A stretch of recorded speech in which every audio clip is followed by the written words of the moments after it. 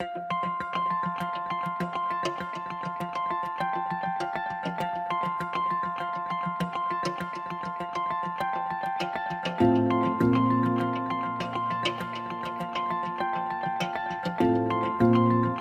دنیا کی کیا قیمت ہوگی؟ یقیناً ہماری دنیا کی کوئی نہ کوئی قیمت ہوگی، کیونکہ گلوبل اکانومی بنانے والی انڈسٹری کی ایک حد معین کی گئی ہے اور اس میں اضافہ نہیں کیا جا سکتا۔ تو اگر آپ کے پاس کسی طرح سے بہت زیادہ پیسہ آ جائے اور آپ پوری دنیا کو خریدنا چاہیں تو آپ کو کتنا پیسہ درکار ہوگا؟ جس طرح لفظ قیمت کی کوئی خاص تعریف نہیں کی جا سکتی اور ساتھ ہی ساتھ دنیا کی ہر چیز بکاؤ نہیں ہوتی، پر ہم ایک قریباً اندازہ تو ضرور لگا ہی سکتے ہیں۔ چلیں تو سٹارٹ کرتے ہیں زمین کے قدرتی وسائل سے۔ تو 1997 کی ایک اسٹڈی کے مطابق زمین کے قدرتی وسائل کی کل قیمت 33 لاکھ ارب روپے بنتی ہے، جبکہ 2011 کی ریسرچ کے مطابق اس کی قیمت 1 کروڑ 25 لاکھ ارب روپے بنتی ہے، جو کہ دنیا کا تقریباً کل جی ڈی پی بنتا ہے۔ اور 2015 میں بی بی سی کے چینل بی بی سی ارتھ نے دنیا کے تمام وسائل کی قیمت الگ الگ کر کے بتائی، جو کہ تقریباً 1 کروڑ ارب روپے بنتی ہے۔ اس میں لوگوں کے لیے سب سے زیادہ حیران کن تھا کہ دنیا کے پانی کی کل قیمت کیا ہوگی۔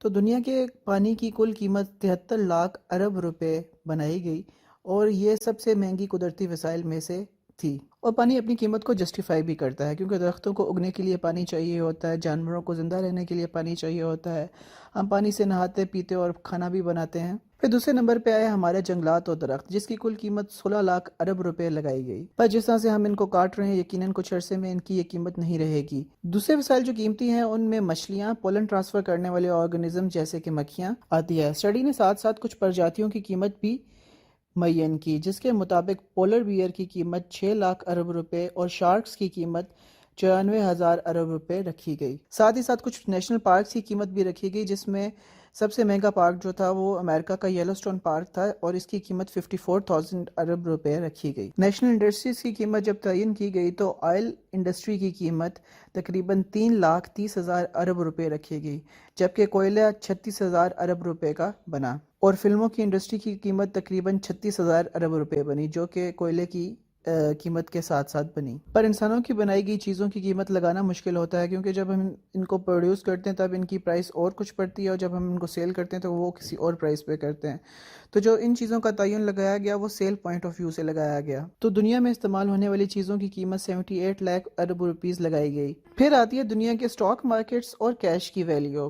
تو اس ٹائم جو دنیا کے پاس ٹوٹل پیسہ ہے وہ تقریباً 90 لاکھ ارب روپیز بنتا ہے۔ یہ پیسہ دنیا میں کیش اور سکوں کی شکل میں موجود ہے۔